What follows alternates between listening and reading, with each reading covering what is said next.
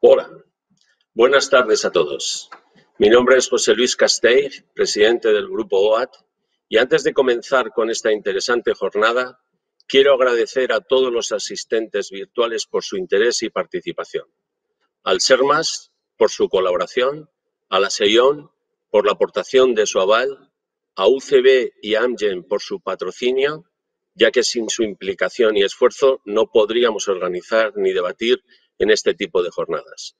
Y, por supuesto, quiero agradecer especialmente a los tres expertos que nos van a contestar aspectos de gran interés sobre la gestión sanitaria del paciente con fractura por fragilidad.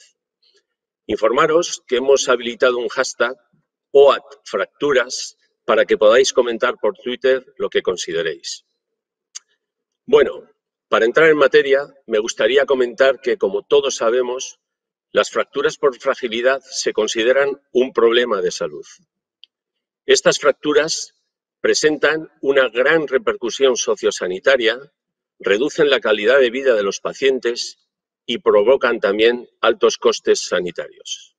La osteoporosis es responsable de la mayor parte de fracturas que se producen a partir de los 50 años. Y la incidencia en España de este tipo de fracturas es superior a los 300.000 casos anuales, teniendo además posibilidades de gran crecimiento debido al aumento de la esperanza de vida. Por lo tanto, estamos ante una jornada muy interesante y se ha demostrado ese interés ya que hemos conseguido más de 250 inscripciones. Muchas gracias a todos vosotros. Como habréis visto en el programa, hemos dividido las intervenciones en tres áreas. El área de la administración sanitaria, donde agradezco profundamente la participación de Jesús Vázquez Castro, director general del Proceso Integrado de Salud del SERMAS. Él nos va a presentar a modo de introducción la necesidad de tener un plan de salud sobre el paciente mayor. También tendremos después el área en la atención primaria, donde la doctora Carmen Valdés Illorca, Medicina Familiar y Comunitaria del Centro de Salud Fuencarral, Dirección Asistencial Norte de Madrid, y también vocal del Comité Científico del Grupo OAT. Ella nos presentará aspectos sobre la coordinación sociosanitaria del paciente con fractura por fragilidad, de la atención primaria a la atención hospitalaria. Y por último, el área de la especialización, la doctora Pilar Sáez López, médico adjunto del Servicio de Geriatría del Hospital Fundación Alcorcón, nos destacará la importancia que tienen las unidades de fracturas, denominadas FLS. Y antes de pasar la palabra a Jesús Vázquez, quiero indicarles a los tres expertos que se ajusten lo más posible a los 10 minutos para realizar las presentaciones. Yo, en este caso, cuando falten 2 minutos, se lo recordaré, pero intentaremos ajustarnos para de esa manera también dar pie a las preguntas que hemos recibido. Y sin más preámbulo, paso la palabra a Jesús Vázquez Castro, agradeciéndole nuevamente su presencia. Muchas gracias a todos.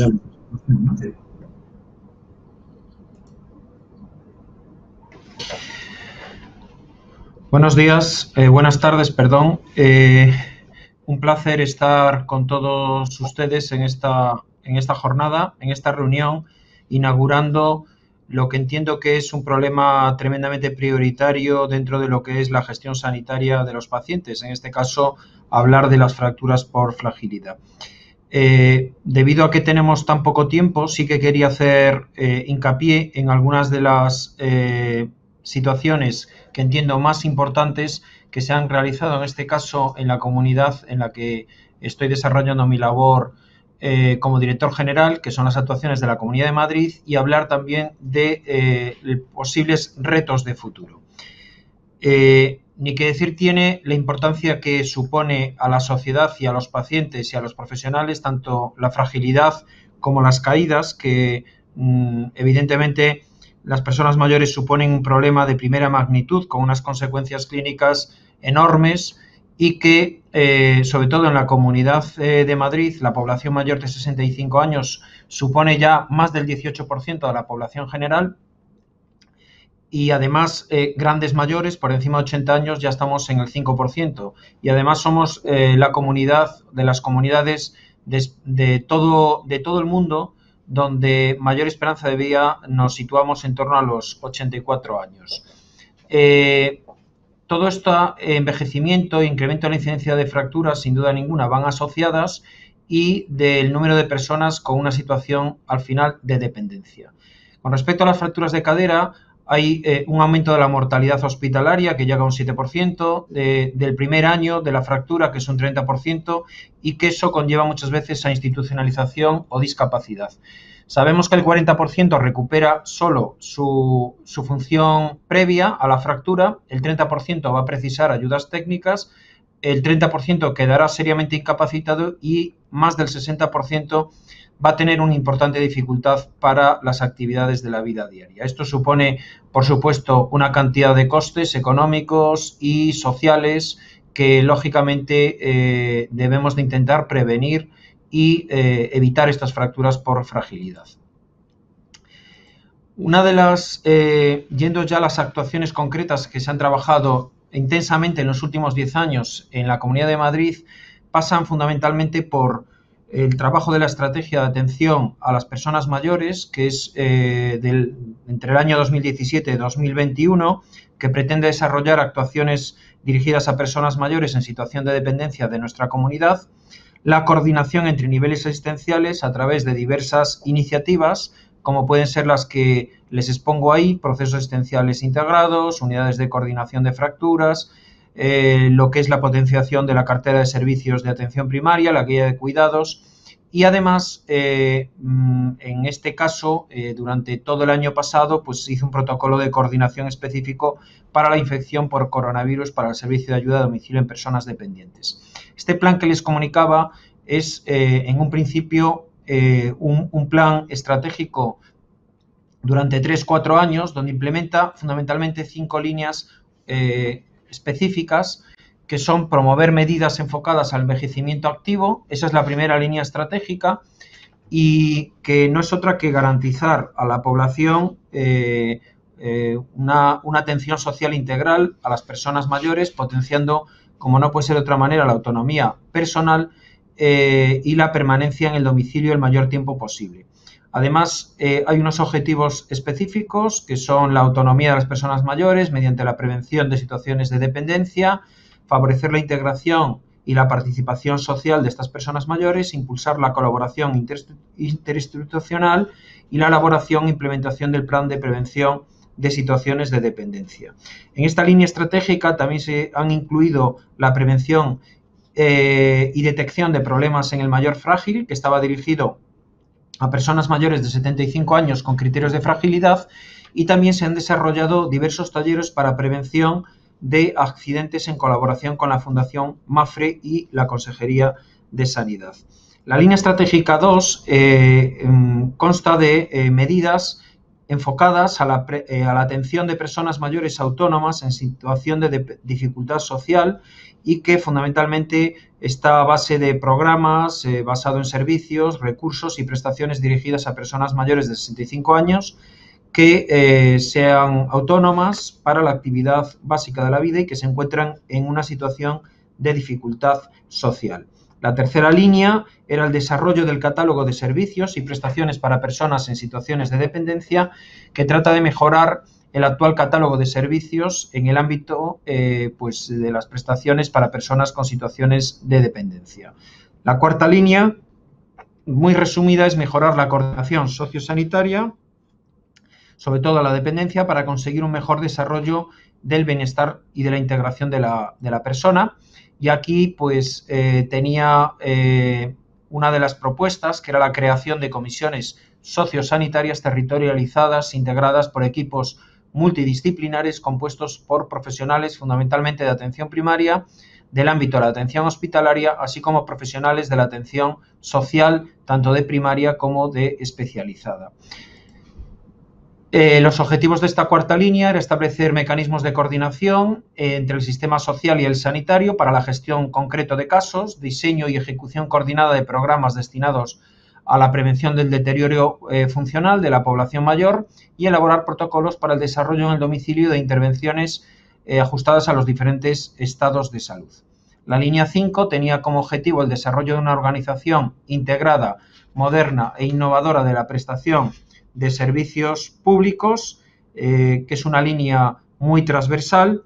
Y luego se habla o quiere hablar también de la importancia, que es la segunda parte de las acciones que se han llevado a cabo, que se están llevando a cabo en la Comunidad de Madrid, que son las unidades de coordinación de fracturas, que luego nos hablarán más detenidamente en las siguientes exposiciones, que, como saben, diversas sociedades científicas siempre han avalado como el abordaje de este tema como una prevención secundaria que vaya desde el propio ingreso del paciente y que aborda los aspectos de una buena práctica en la fase aguda, tanto para disminuir la mortalidad del riesgo de fracturas secundarias como a medio y largo plazo la mortalidad que esto supone, con el objetivo de evitar sufrir nuevas fracturas, mejorar la recuperación funcional y, sobre todo, disminuir la mortalidad. En estas unidades, como digo, pues se valoran todos estos riesgos, se realiza un plan de acción y, sobre todo, incluye el tratamiento de la osteoporosis y prevención de caídas. Además, otro de los aspectos que se está trabajando en esta Comunidad de Madrid es el proceso asistencial integrado del paciente crónico complejo de la Comunidad de Madrid, que data ya también pues, de una estrategia general del propio Ministerio del año 2012 y que define la ruta, esos son los procesos asistenciales, definen una ruta de los usuarios por el sistema sanitario desde la entrada en él como un todo único en el cual el paciente va a ser siempre el protagonista y los profesionales responsables de la atención en los distintos niveles realizan las actuaciones que se consideran de una forma homogénea y organizada. Y esto es un poco el subproceso, el proceso que describe la ruta asistencial del paciente, con alto nivel de complejidad, adaptando la atención a sus necesidades evaluadas de forma continuada y proactiva, individualizada en cada momento y con los distintos roles y herramientas y servicios que le competen a cada uno. Ese es el proceso asistencial. ¿Sí? Perdona, Jesús. La verdad es que va siendo con bastante agilidad, pero nos faltarían 2 minutos y luego podemos dar un minuto más de cortesía. Perfecto. Gracias. Y el tercer eje es la guía de prevención de caídas, que el objetivo es prevenir las caídas en los pacientes mayores, identificando a las personas de alto riesgo y que existen, pues como saben, múltiples evidencias que sugieren que los programas preventivos deben incluir una valoración sistemática del riesgo, la modificación del entorno, educación sanitaria a pacientes y familia y formación específica a los profesionales. Y otra de las acciones son las guías de prevención de caídas, fundamentalmente trabajado con recomendaciones de un nivel alto, con programas de intervenciones multifactoriales y que son evaluaciones multidisciplinares después de la fractura y de una intervención individualizada tanto en la esfera física como psicológica. La cartera de servicios estandarizada, en este caso de atención primaria, también se centra en la atención a la persona. Hay un servicio específico de la fragilidad en las personas mayores de 70 años con una serie de intervenciones. Y, por último, ya para acabar, los retos de futuro los querría reflejar como minimizar fundamentalmente, es el objetivo del impacto sociosanitario y económico de estas fracturas por fragilidad, con un abordaje, como decimos, integral, a través de campañas de sensibilización para implicar al paciente y a la sociedad, tanto en prevención primaria, que es prevención de cantidad y calidad ósea, como prevención de de caídas, y el tratamiento precoz de la fractura, mejorando la asistencia post-fractura, implementando modelos con normas estandarizadas y recuperación funcional y reinserción en su medio para mejorar la calidad de vida del paciente y de su familia. Muchas gracias.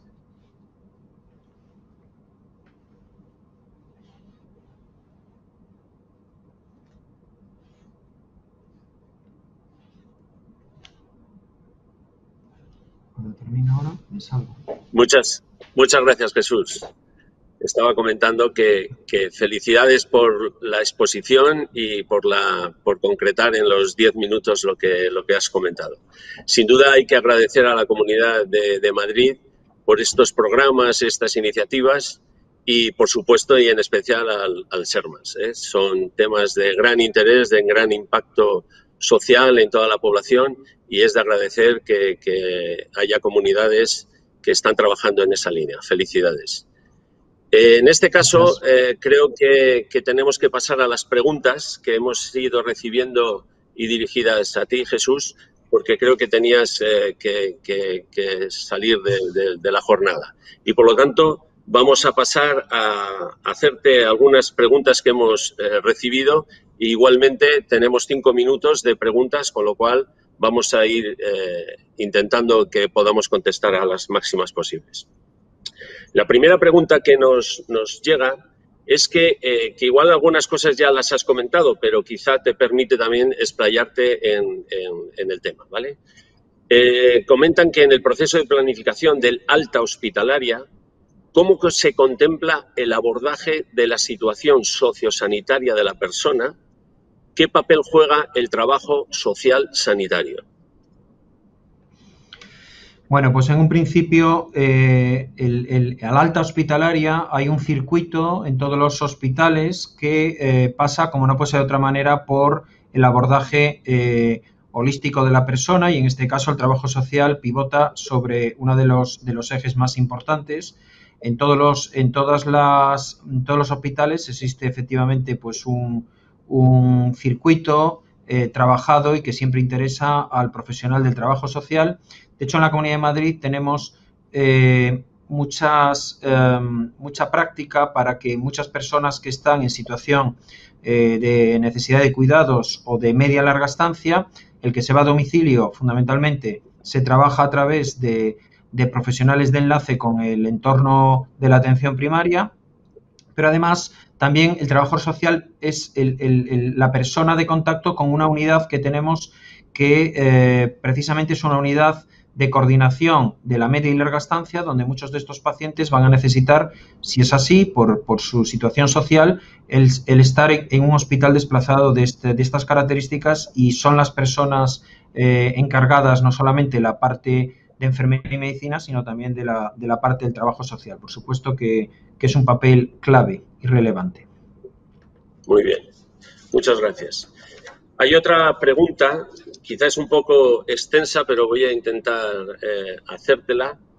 Y dice, dentro de esta gestión prevista para el abordaje de este tipo de pacientes, quería consultar si en la hoja de ruta de las acciones a tomar antes, durante y después de esta situación se han incluido todas las medidas de educación sanitaria necesarias para mejorar la cultura de la salud, la facilitación de la salud ciudadana, dotarles al paciente y a su entorno social de herramientas, etcétera.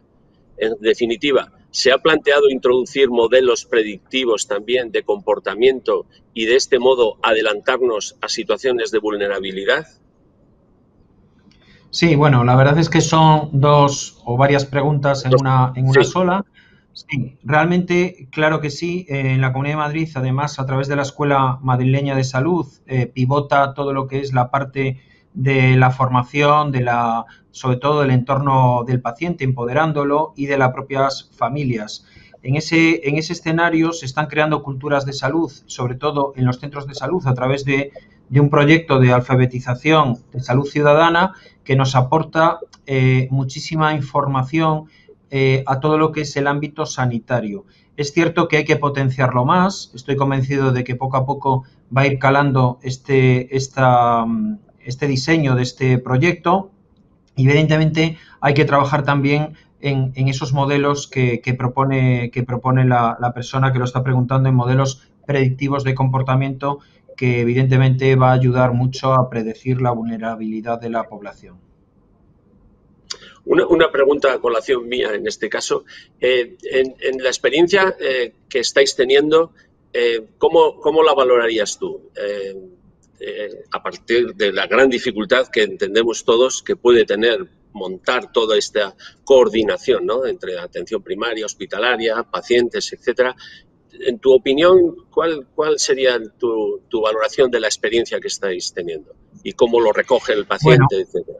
sí, vamos a ver, desde hace ya 11 años que se hizo un cambio de modelo en la Comunidad de Madrid, se ha apostado por cada comunidad tiene su modelo de integración, bien de estructuras, primaria, hospitales, hay muchas formas de interrelacionarse. En la Comunidad de Madrid apostó por una figura que yo creo que es la única que existe en todo el territorio nacional, que es la figura de la continuidad asistencial, que son figuras casi todas procedentes del ámbito de la atención primaria y que están trabajando en el hospital. Son esa figura de enlace junto con enfermeras de enlace, que son los que están alimentando un poco toda la conexión entre el tránsito de los pacientes y que no noten en la medida de lo posible lo que es un cambio de escenario, de ámbito asistencial. Evidentemente, estamos orgullosos de esta figura y de lo que se ha creado y de lo que se ha trabajado, porque esto lleva un entorno de lo que es la e-consulta, muchísimas otras escenarios, pero también es verdad que hay que darle probablemente un empuje a esa figura y enriquecerla, sin duda. Pero en general, muy contento. Esa es la... Muy bien. A pesar de las dificultades que todos podemos entender que existen para un tema tan complejo como este. Nos acaba de entrar una pregunta en directo, esta es mucho más corta. Dicen si hay algún plan para el mayor. La pregunta ha sido así de escueta, me imagino, obviamente, en el mundo de que estamos hablando. Sí, evidentemente. A ver si hay algún plan ya determinado, o vais a desarrollar algún plan concreto, o estáis en esa fase, entiendo que es lo que quieren preguntar. Sí, bueno, estamos en una fase donde, de momento, en la Comunidad de Madrid, como comprenderá los oyentes, pues no estamos ahora en una situación para hacer un plan, porque evidentemente tenemos unas elecciones dentro de un mes, ¿no? Pero sí que evidentemente se está trabajando y se ha trabajado en potenciarlo, porque aquí existe, lógicamente, la parte del mayor, y eso fue una experiencia que se obtuvo fundamentalmente cuando fue todo lo que es la pandemia. Se ha trabajado entre distintas consejerías, no solamente la de Sanidad, sino la de Políticas Sociales, que es la de quien compete fundamentalmente a la estrategia también muchas veces de las personas dependientes. Y esta estrategia tenemos que ir coordinados. Entonces, entre todos, evidentemente, se tratará de hacer un plan acorde a las nuevas necesidades y al nuevo entorno, sobre todo de los retos de futuro, como está la cronicidad, como está la prevención, lo que es el trabajar más el domicilio. Hay muchas formas de abordarlo y evidentemente hay que recogerlo con un plan estratégico del mayor, sí. Muy bien. Y para terminar hay otra pregunta que habla un poco ya, diríamos, de futuro, pero que creo que es interesante escucharte qué opinas sobre este tema que plantea. Dicen, ¿consideras que habrá ayuda robótica y simuladores de autocuidados para no sobrecargar al cuidador? O sea, la tecnología, digamos, bueno, es una pregunta, sí, vamos a decir, innovadora, ¿no? Porque es el futuro, evidentemente, sí, y evidentemente ahora en el escenario a corto es obvio que no estamos planteándonos robótica. Sí que el tema de la simulación de los autocuidados, sí, porque ya se está trabajando en muchos, digamos que escenarios de colaboración donde se pueda ayudar a las personas que son las verdaderas cuidadoras y sobre todo a través de, por ejemplo, en Madrid, que tenemos la Escuela Madrileña de Salud, podría ser una oportunidad el poder hacer simuladores de cuidados precisamente para no hacer ese burnout, ese desgaste del propio cuidador. Tomamos nota que es una buena idea. Muy bien. Bueno, pues aunque hemos superado los 5 minutos también, yo creo que ha sido muy interesante estas preguntas y que hayas podido contestar a todas ellas.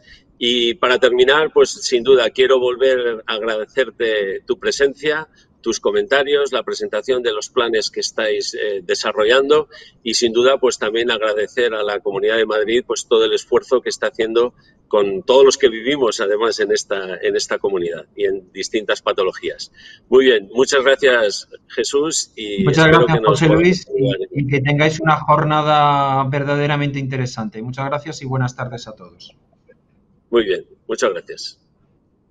Bueno, vamos a continuar, como decía, con la segunda área, que en este caso es el área de la atención primaria, donde la doctora Carmen Valdés Illorca, medicina familiar y comunitaria del Centro de Salud Fuencarral, como ya he comentado anteriormente, y vocal también del Comité Científico del Grupo OAT, nos va a hablar sobre la coordinación sociosanitaria del paciente con fractura por fragilidad, de la atención primaria a la atención hospitalaria. Muchas gracias de nuevamente y encantado de verte, Mamen. Buenas tardes. Vamos a ver esta tarde la gestión del paciente con fractura por fragilidad. Ante todo, quiero agradecer al OAT, que como miembro del comité científico, que haya contado conmigo, y a UCB, precisamente por haber valorado la posibilidad de que atención primaria tenga algo que decir fundamentalmente en esta patología. Es muy importante la coordinación sociosanitaria del paciente con fractura de fragilidad, puesto que efectivamente desde la atención primaria tenemos una relación muy importante con el hospital. Qué duda cabe que tenemos que tener 5 conceptos claros. Primero, la estratificación de la población, el concepto de lo que es un paciente frágil, cuándo se hace una correcta derivación hospitalaria, alta y el seguimiento del paciente cuando efectivamente sale del hospital, y un tema importantísimo, los médicos de atención primaria con respecto a la continuidad asistencial. Como sabemos, la pirámide de preparación que tenemos aquí, nuestro Sistema Nacional de Salud presenta una excelente cobertura en los servicios para los pacientes crónicos. Sin embargo, se sigue enfocando todos los esfuerzos hacia focalizarlo en un modelo de atención con una importante fragmentación. Por un lado, la atención hospitalaria, por otro lado, la atención primaria y por otro lado, los servicios sociales. Las principales consecuencias de esta fragmentación es que solo el 50% de los tratamientos complejos son susceptibles, de los pacientes más complejos son susceptibles de recibir el tratamiento y los cuidados más adecuados. Y solo el 50% de la medicación nos damos cuenta de que los pacientes no son adherentes y no se toman. El concepto de paciente frágil es algo que últimamente estamos valorando mucho. No existe una definición clara y única establecida. Lo que está claro es que tiene unas características generales fundamentales, y es que aproximadamente la edad oscila alrededor de los 75 años. Siempre existe entre los antecedentes de estos pacientes haber padecido un importante hospitalizaciones recientes, un número importante, caídas de repetición que condicionan no solo la fragilidad, sino las fracturas por fragilidad, que es el tema que nos ocupa esta tarde, los condicionantes sociales adversos, es decir, la pobreza, la soledad, la incomunicación, la limitación sensitiva que tienen y sensorial, una debilidad muscular y el poco ejercicio que predispone fundamentalmente al riesgo de caídas, y desde luego, importantísimo, la cantidad de patología que tienen estos pacientes, como es la comorbilidad tanto osteomuscular como cardiológica o mental. Y evidentemente estos pacientes son pacientes todos polimedicados, lo cual es importante también tener en cuenta con la fragilidad del paciente. Dentro del Servicio Madrileño de Salud, la atención primaria, en su cartera de servicios, tiene un servicio especial, es el 418, que efectivamente contempla la atención a la persona frágil. Los criterios de inclusión los tienen ustedes aquí, y es efectivamente algo, como hemos dicho, unos indicadores que hay que valorar de riesgo social. Es aquellas enfermedades osteoarticulares, enfermedades terminales, enfermedades que van a predisponer a las caídas, van a provocar que estos pacientes efectivamente se les incremente el riesgo de fractura por fragilidad. ¿Qué nos encontramos cuando el paciente acude habitualmente al hospital desde la parte de atención primaria? Se realiza una derivación hospitalaria y los médicos de atención primaria generalmente detectamos dos cosas. Una falta de comunicación entre ambos ámbitos asistenciales, una ausencia de una figura responsable dentro del hospital y que exista una coordinación al alta hospitalaria. El desinterés que tienen los médicos de atención primaria por aquella población que está ingresada y que, aunque realmente forma parte de su cupo, está en el hospital, está en otro ámbito hospitalario, realmente ese paciente parece que no es nuestro. Pero también es cierto la falta de seguimiento desde la atención hospitalaria cuando el paciente recibe el alta. Es verdad que se da, junto con el informe del alta, una serie de recomendaciones, pero el médico hospitalario, el médico de atención especializada hospitalaria, las revisiones las emplea a largo plazo, con lo cual ese paciente ya solo es susceptible de tener revisiones y el control y el seguimiento lo hace otro médico en otro ambiente. A la alta hospitalaria es importante que detectemos la importancia que tiene la cooperación entre los profesionales de atención primaria y atención hospitalaria. La facilidad que nos puede dar el proceso asistencial y el continuo y el seguimiento de los pacientes. Una planificación de alta, según un estudio de la Comunidad de Madrid, puede reducir hasta un 18% los reingresos hospitalarios según la revisión Crochan y además aumentar el riesgo, el tiempo hasta el reingreso según los datos del trabajo mencionado de la Comunidad de Madrid. Atención primaria, pues, sabemos que es el eje de la atención al paciente en las condiciones de salud y las limitaciones en la actividad, sobre todo de carácter crónico, con lo cual se hace mucho más patente en aquellas situaciones de dependencia.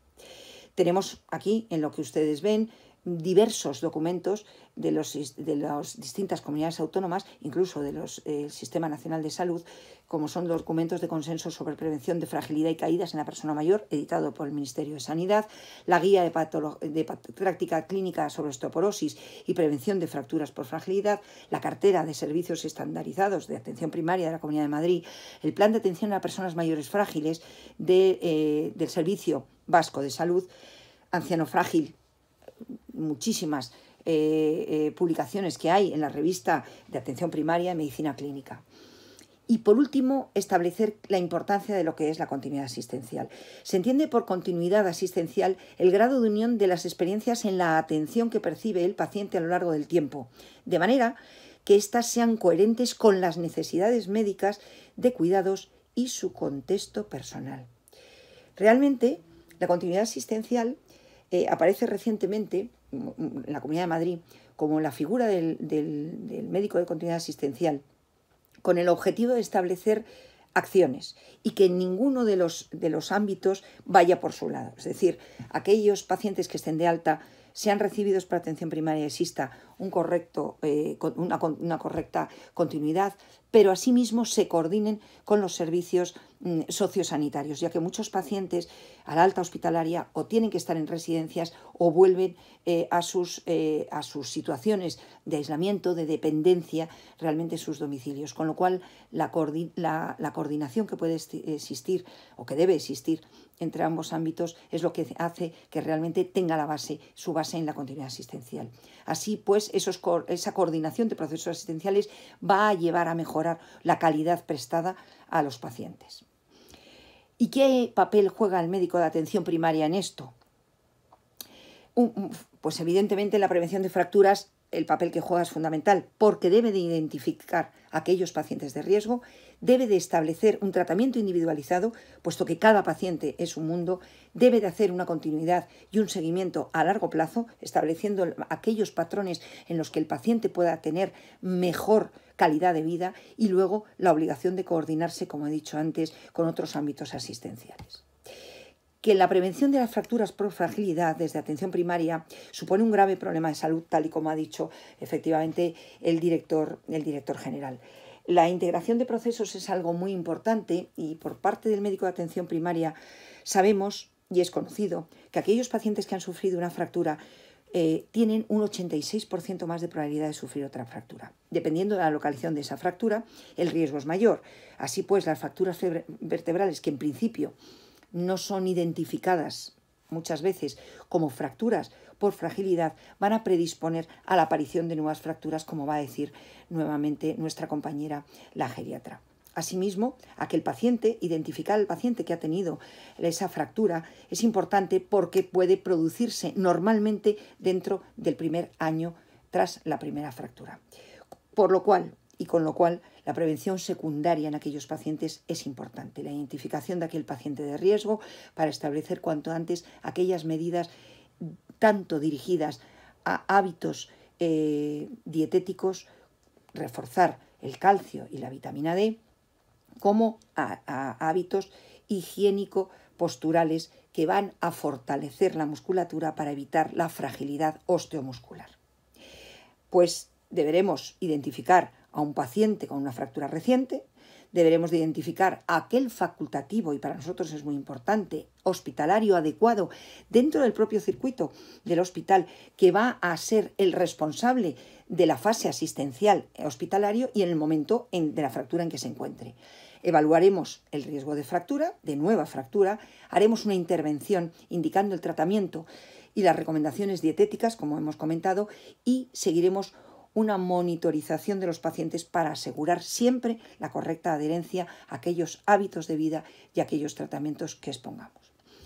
Por comunicar algunos datos que me parecen muy importantes y que efectivamente se hizo por UCB y que tuvimos la oportunidad de participar algunos médicos de atención primaria conjuntamente con otros especialistas hospitalarios como son los geriatras, muy implicados en el paciente y en la atención al paciente frágil. Voy a presentar algunos datos de los que tenemos. Se hizo un protocolo de un estudio con un código de protocolo que era el manejo de fractura por fragilidad en atención primaria, el estudio frágil. Y efectivamente se le preguntaron a los médicos de atención primaria dentro de su ámbito asistencial qué es lo que consideraban la fractura por fragilidad. Nos dimos cuenta que efectivamente algunos de nuestros compañeros en un 59,48%, como ven ustedes en la diapositiva, veían que efectivamente era un problema poblacional creciente y que realmente, aunque a veces se requería una investigación adicional en el ámbito de la atención especializada, puesto que con el fin de aportar un mejor diagnóstico, con lo cual realmente el médico de atención primaria no consideraban los médicos de atención primaria que era algo en lo cual teníamos que nosotros identificar y realmente tomar conciencia de ello. Cuando le preguntábamos al médico de atención primaria si identificaba una fractura por fragilidad en la consulta, ¿qué hacía realmente en virtud de qué actitud tomaba? En gran parte de ellos, consultados, de los médicos de atención primaria consultados, hablaban de que efectivamente lo remitían a traumatología y luego a reumatología en primer caso con un 53,45% y a traumatología en un 41,38%. Es verdad que llama la atención poderosamente. ¿Por qué? Las fracturas por fragilidad, cuando evidentemente son hospitalarias, como fuera una fractura de fémur, que duda cabe que el tratamiento es quirúrgico. Pero muchas fracturas por fragilidad no están identificadas ni tratadas por los traumatólogos, sino por los geriatras o las unidades de medicina interna. Pero sí es cierto que el papel fundamental de la identificación, vuelvo a repetir, lo juega el médico de atención primaria. Una fractura por fragilidad en una columna, una fractura por fragilidad central, es obligación de identificarla por los médicos de atención primaria y, como he dicho antes, evitar el riesgo de una segunda fractura en el primer año tras la aparición de la primera. Si el paciente, se le preguntaba también si el paciente había acudido al hospital al sufrir una fractura por fragilidad y permanecía a urgencias ingresado, y un 60%, como ven ustedes en este gráfico, manifestó que si un paciente había acudido al hospital, y permanecía en la urgencia, solo lo sabía o era conocedor de que estaba porque el paciente lo remitían al alta. Es verdad que en el Servicio Madrileño de Salud, del cual yo conozco y en el que trabajo y hablo, sí es cierto que existe una alta hospitalaria que nosotros a través de las órdenes clínicas externas vemos todos los días. Es verdad que el médico tiene que controlar esas altas hospitalarias e identificar en ese momento el paciente que ha estado ingresado por ese motivo. Cuando se le preguntó qué conocimiento tenía de la existencia de unidades de atención interdisciplinar con el seguimiento de fracturas respecto a su centro de referencia, muchísimos de nuestros compañeros no existían, o sea, no tenían ningún conocimiento de que existieran unas unidades de atención interdisciplinar donde tanto se combinaban los radiólogos, los traumatólogos, los reumatólogos, enfermería, medicina de familia, medicina interna. Y en el supuesto de que efectivamente existiera esa unidad y la conocieran, el 78% la desconocían. Un 78% no eran conscientes de que su hospital de referencia tenía unas unidades de FSL. ¿De acuerdo? Es importante que no lo conocían, no conocían esa unidad. ¿Por qué? ¿Por qué no conocían las unidades de fractura? Bueno, pues efectivamente eso es algo como para que lo veamos. Preguntados también sobre qué pasos se ha dado con la atención hospitalaria para lograr realmente un buen feedback, una buena relación para aquellos del seguimiento de los casos de fractura por fragilidad, se vio que efectivamente en un 36% no existía ningún tipo de relación. En un 20% no existía ni tan siquiera una comunicación fluida con respecto a la atención especializada hospitalaria. Y solo se remitían únicamente a aquellos pacientes que tenían unas dudas diagnósticas o terapéuticas, lo cual hace pensar realmente que en algo nos estamos equivocando y no estamos haciendo bien nuestra labor de coordinación. Sí es cierto que un 3,45% de los encuestados, de los médicos de atención primaria, decían que sí que compartían los mismos indicadores y los mismos datos con el objeto de mejorar la calidad asistencial. De todos los encuestados, sobre un 100%, solo un 3,45% de los. Sí quiero traer a colación que efectivamente es muy importante el proyecto que ya estableció SEIOM como Sociedad Española de Investigación Mineral y de Metabolismo Mineral, con la aplicación o impulsando para mejorar la adherencia las 8 unidades de fracturas, la FLS en España, de acuerdo con el objetivo de establecer un modelo de comunicación efectivo y eficaz y de cooperación tanto en el hospital como en la atención primaria, de tal manera que hubiera por en medio una gestora de casos. Luego, efectivamente, nuestra compañera geriatría va a explicar realmente lo que es una unidad de fractura. Y así conocer los médicos de atención primaria cuando se le da un alta hospitalaria por una fractura, que el seguimiento sea coordinado con el hospital.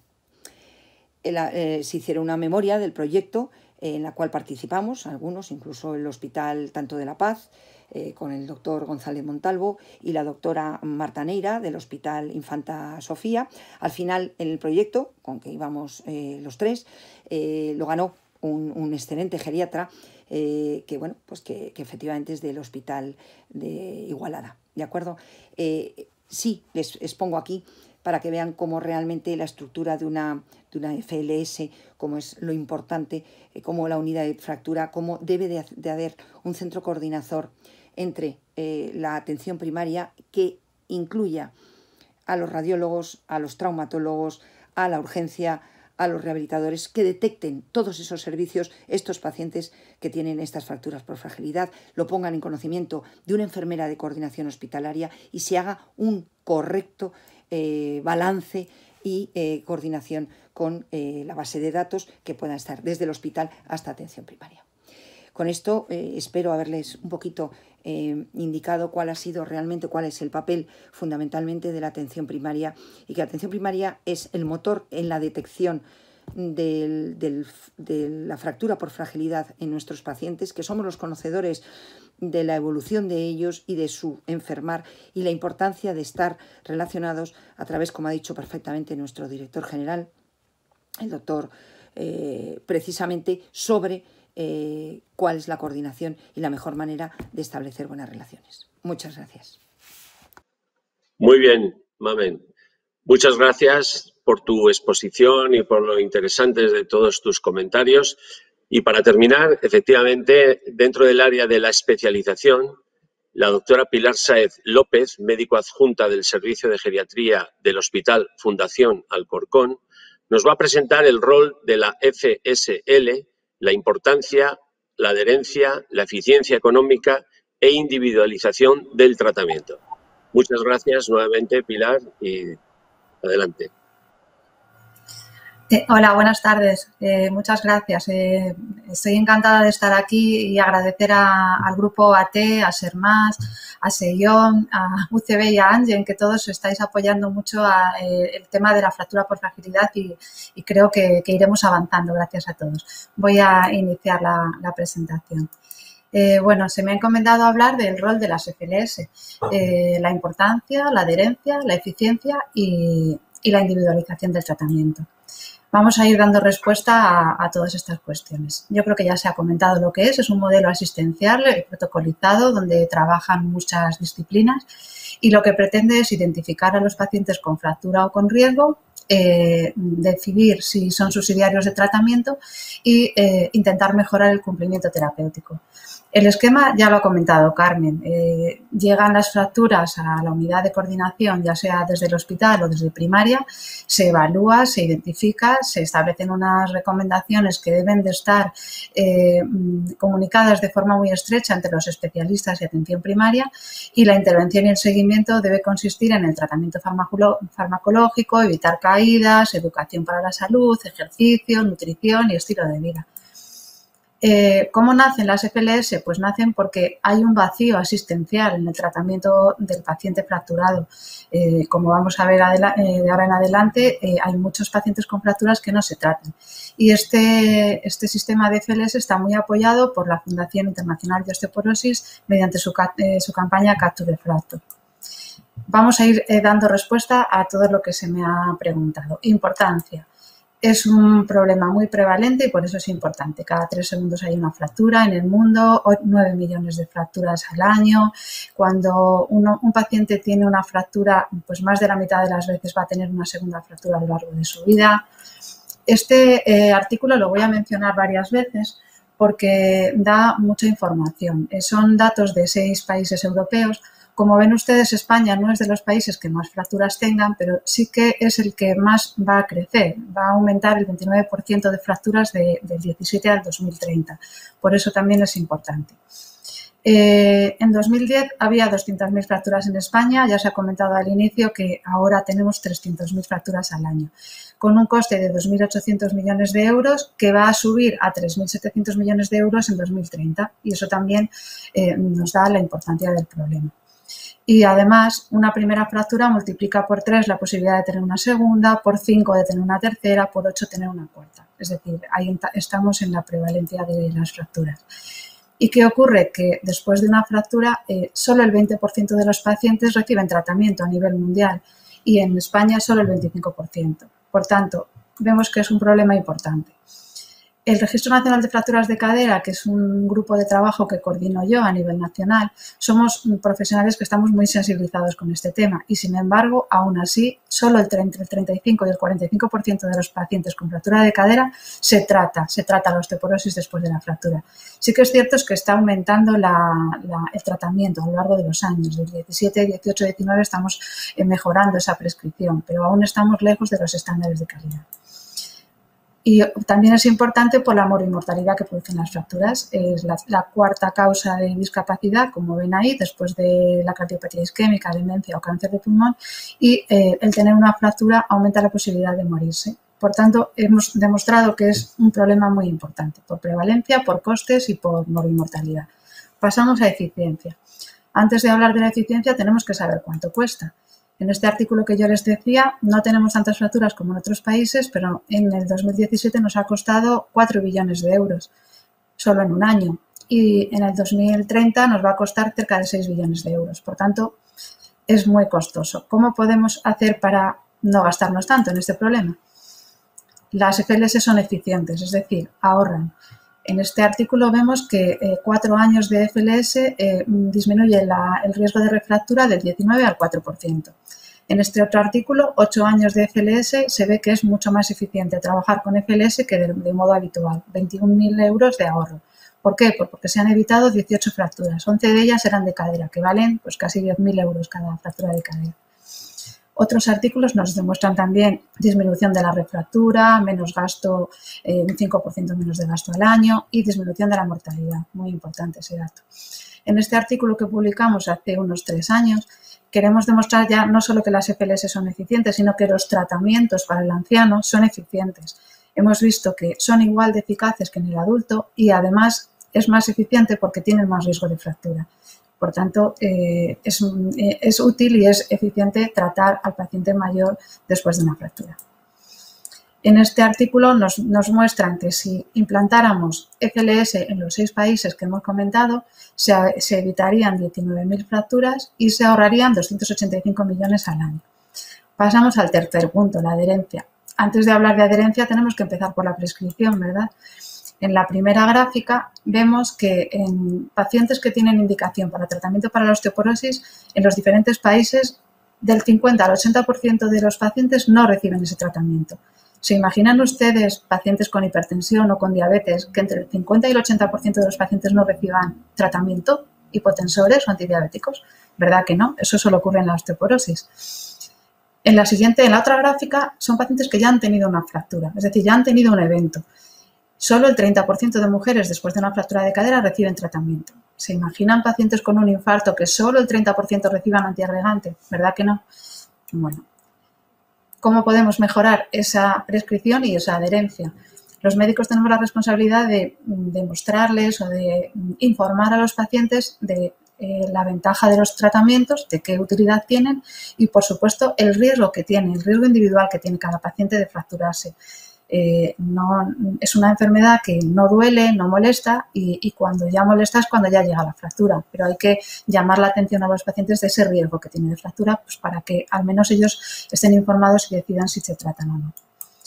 En este artículo, un grupo de expertos españoles hicieron un análisis Delphi para saber cómo podíamos mejorar la prevención secundaria y nos inciden en lo mismo que se habla de esta tarde. Hay que estandarizar los informes de los pacientes que tienen fractura, hay que hacer una comunicación más directa con atención primaria, hay que pasar escalas de calidad de vida en los pacientes para que ellos nos digan si realmente tienen una buena calidad de vida después de una fractura o más bien mala, y hay que revisar el tratamiento, hay que revisar esa adherencia. El resto de temas lo vamos a hablar más adelante. Las FLS mejoran la adherencia. Este artículo del doctor Naranjo, que es también un compañero español de Canarias, después de 2 años de implementación de una FLS consigue un 73% de persistencia de tratamiento, es decir, son útiles para mejorar la adherencia. En este otro artículo francés también muestran que mejora la adherencia a vitamina D. Como les decía, es un programa que está muy apoyado por la IOF, el programa Capture the Fracture, y nos da las indicaciones de cómo implementar una FLS y cómo mejorarla. Son 13 criterios sobre la forma de identificar al paciente, cómo lo debemos evaluar, cómo debemos utilizar las guías de práctica clínica. Bueno, en resumidas cuentas es identificar, evaluar, tratar y seguir al paciente. Y nos dicen cómo hacerlo. Y en un artículo muy reciente de 2020 han añadido algunos criterios más para mejorar todavía más esa FLS. El hacer el seguimiento a 12 semanas, evaluar el riesgo de caídas, el hacer las pruebas, el iniciar la recomendación de tratamiento y hacer otro seguimiento a las 16 semanas y a las 52 semanas. Estas son las ventajas y los beneficios de la FLS. Sí que se utilizan más test diagnósticos, lógicamente. Se inicia el tratamiento de osteoporosis en un 20% más, hay una adherencia de un 22% más, hay una disminución de refractura en un 5% y hay una disminución de mortalidad en un 3%. Por lo tanto, está claro que las FLS son muy útiles. Pasamos al cuarto punto de individualización del tratamiento. Las consideraciones básicas ya se han comentado. Hay que evitar la inmovilización, hay que rehabilitar, hay que prevenir caídas, dejar el tabaco y el alcohol, hacer ejercicio y tener una buena ingesta de calcio y de vitamina D. Hay que hacer una evaluación del riesgo de fracturas en base a la edad, a si tomabas corticoides, a si has tenido una fractura previa o en tu familia lo había padecido o si hay caídas de repetición. Lo que es muy, muy importante es el riesgo inminente de fracturas, es decir, esos pacientes muy mayores con deterioro funcional, con deterioro cognitivo, que tienen muchos fármacos y que se caen con mucha frecuencia y si además han tenido una fractura, en los próximos meses van a tener otra fractura y esos pacientes son los que más se benefician del tratamiento. Esto es del artículo que les comentaba antes, que nos dice la reducción del riesgo de fracturas vertebrales, no vertebrales o de cadera con cada tratamiento, como también puede reducir la mortalidad y el número necesario de pacientes a tratar para reducir fracturas. Perdona, Acabamos Pilar, de comentar... Perfecto, sí. 2 minutos. Sí, Sí, gracias. de acuerdo, sí. Acabamos de comentar los otros aspectos del artículo de estos españoles. Hay que intentar implantar políticas de promoción de la salud para sensibilizar a los pacientes de que la osteoporosis es importante, utilizar protocolos, implantar medidas de prevención de caídas y los registros son muy importantes. Los protocolos, traigo el de la SEION, pero hay varios, son muy útiles para individualizar el tratamiento porque nos van a decir que los pacientes que tienen muchas fracturas vertebrales se benefician de teriparatida o los que tienen mucha comorbilidad y falta de adherencia se pueden implantar fármacos parenterales. Estamos deseando saber qué lugar utiliza el romosozumab en este tipo de algoritmos. La prevención de caídas yo creo que se ha comentado antes, hay algunos protocolos, sí que es verdad que creo que debería de implantarse de forma más intensiva. Tenemos aquí también el del Ministerio para evaluar la posibilidad de fragilidad y implantar medidas en los pacientes frágiles. Y para hablar de los registros, como coordino el Registro Nacional de Fracturas de Cadera, una pincelada de lo que es. Somos un grupo de profesionales, más de 300 profesionales que trabajamos con fracturas de cadera cada uno en nuestro hospital y hemos decidido implantar el Registro Nacional, que es una auditoría. Evaluamos varios parámetros y cada 3 meses nos llega información de cómo lo hacemos e intentamos mejorarlo. Hemos establecido unos indicadores que es de lo que más nos interesa mejorar. La demora quirúrgica, que vemos que la estamos reduciendo, la movilización precoz del paciente y los pacientes que tratamos la osteoporosis, que en el 2017 eran el 36% y en el 2020 hemos llegado ya al 51%, al igual que la vitamina D. También estamos reduciendo las úlceras por presión y no estamos consiguiendo mejorar la movilidad a 30 días. Es una asignatura pendiente. Por tanto, paso a las conclusiones. Sí, ya solo es precisamente que como tienes una transparencia extraordinaria de conclusiones que sería perfecto, o sea que perfecto. Sí, ya es la última. Solo decir que bueno, las FLS son muy importantes porque han demostrado reducir las refracturas y han mejorado la adherencia, que son eficientes, que es más barato que el tratamiento habitual, que tenemos unos criterios internacionales para implantarlas y para mejorarlas y que debemos utilizar las guías de práctica clínica para pautar el tratamiento. Simplemente eso. Muchas gracias a todos. Bueno, muchas gracias, Pilar, también, no solo por el interés de lo que nos has dicho, sino que yo estoy seguro que a todos hay cosas muy positivas que nos has dado a conocer y otras que sorprenden, que precisamente ha generado bastantes preguntas. Por lo tanto, tenemos ahora bastantes preguntas, algunas de ellas yo creo que pueden ser para ambas, tanto para Mamen como para ti, Pilar, y por lo tanto... aparte de daros las gracias, como digo, creo que tenemos un tiempo interesante para pasaros estas preguntas y que nos vayáis contestando. En primer lugar, nos dicen, para ti, Mamen, insisto, hay preguntas que probablemente serán comunes, porque está muy mezclada el área especializada del área de la atención primaria. En este caso, sí han comentado desde la atención primaria. Jesús ya nos ha comentado el interés de realizar un plan de mayor, ¿vale? Entonces, la pregunta que nos ponen es, tú, Mamen, ¿qué importancia consideras que tiene generar ese plan de mayor entre los distintos perfiles asistenciales? Insisto, podéis también, Pilar, si quieres poder aportar luego algo, también puedes participar. Continuidad asistencial y hablar de los médicos.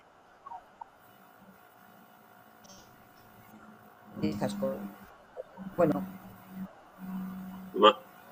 Mamen, hay problemas de conexión con tu internet. Si puedes, Pilar, ¿te interesa comentar algo sobre este aspecto? ¿O te paso a una pregunta directa para ti?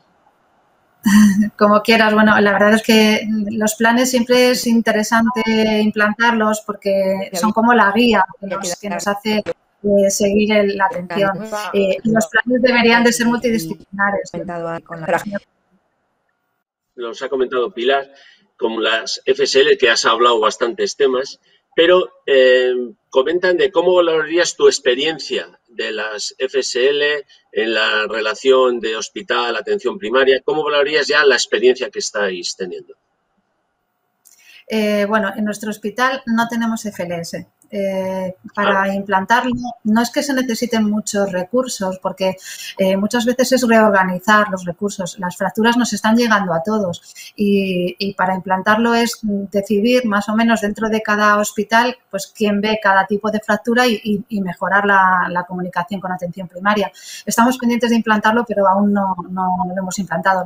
Los geriatras llevamos en el hospital 2 años y sí que es un objetivo que tenemos pendiente pero no lo hacemos. Sí que hacemos la atención a la fractura de cadera durante la hospitalización y hacemos seguimiento a algunas de las fracturas. Pero sí que es cierto que es necesario, que yo creo que sería un objetivo para cumplimentar en todos los hospitales porque son pacientes después de la fractura que son muy, muy frágiles, con mucho riesgo de complicaciones y que si los tratamos de forma adecuada es muy fácil evitar la siguiente fractura.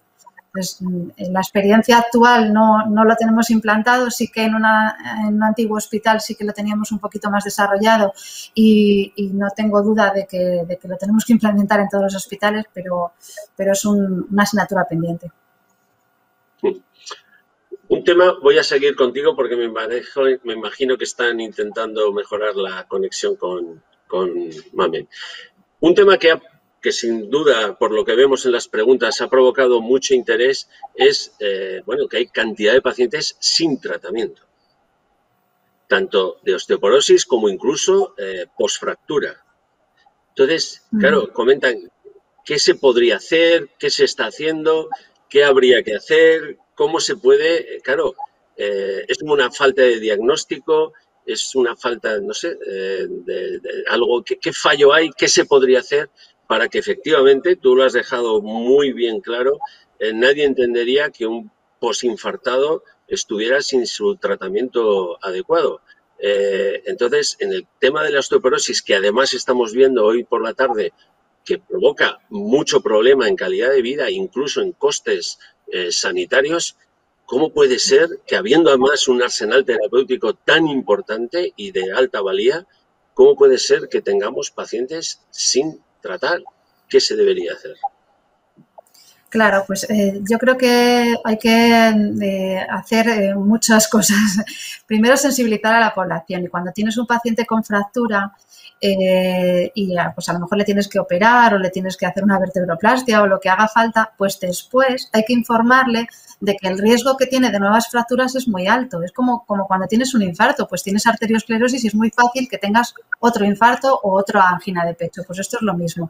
La osteoporosis ya la tienes que intentar reducir el riesgo de nuevas fracturas. Y para eso hay que sensibilizar a la población general, pero sobre todo al que ha tenido ya la fractura. Y también sensibilizar a los médicos, porque probablemente haya muchos médicos que, o por desconocimiento o porque no le dan la suficiente importancia, no se deciden a poner el tratamiento. Yo creo que sobre todo es cuestión de información y de formación. Bueno, había otra pregunta que iba encadenada para ambas. Te la voy a hacer a ti porque también has hablado del tema de la adherencia, ¿vale? Pues fíjate en qué panorama nos encontramos, ¿no? Si haciendo un esquema, hay muchos pacientes que no están tratados y parece ser que los tratados, según hay datos y alguno ha presentado algún dato, la adherencia suele ser baja además en osteoporosis. Entonces, ¿se consideraría interesante crear, desarrollar programas educacionales, programas de apoyo a los pacientes para que mejoren su adherencia, para que se conciencien y mejoren su adherencia, una vez que obviamente están ya tratados? Claro, sí. Hay que utilizar también varios métodos. Primero, sensibilizarles nosotros. Luego, en atención primaria o nosotros mismos tenemos que establecer métodos de seguimiento. Ahora mismo hemos desarrollado mucho la telemedicina. Ha sido a la fuerza, pero la hemos desarrollado después de COVID. Y nosotros, por ejemplo, ahora que a los pacientes les cuesta tanto venir al hospital, yo les estoy llamando por teléfono al mes o a los 2 meses de la fractura, les llamo y les pregunto si han empezado con el tratamiento que yo les puse al alta. Y parece una tontería, pero una simple llamada es una llamada de atención al paciente. Ya te dice, pues no, todavía no lo he sacado de la farmacia.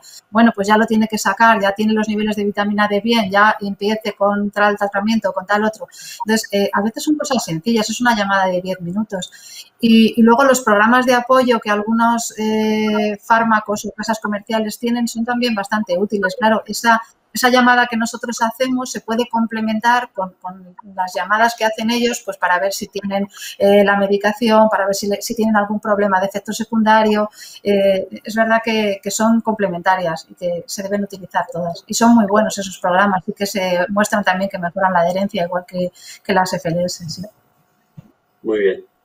También hay otra pregunta, que esta sí la han dirigido a ti. ¿Qué papel crees que juega la nutrición clínica en este tipo de pacientes? Tanto igual en la fase de prevención como en la fase que ya también ya haya ocurrido la fractura. Pues la verdad es que es un tema muy importante. En los estudios estamos viendo que los pacientes que tienen fracturas venían ya en un buen porcentaje malnutridos. Y luego, aunque no vinieran malnutridos, durante la hospitalización, sobre todo la hospitalización por fractura de cadera, se desnutren. Entre que están un tiempo en ayunas, luego están con el dolor, no comen bien y se desnutren.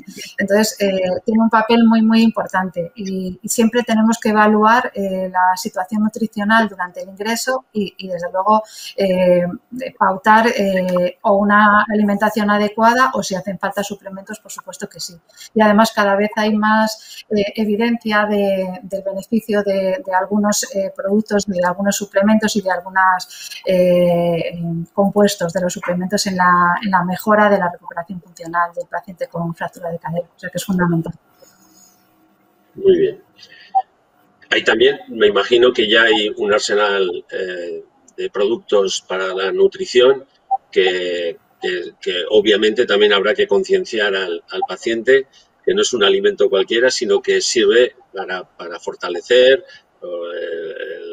todo el sistema óseo y para evitar también, junto con otro tipo de tratamientos, la fractura.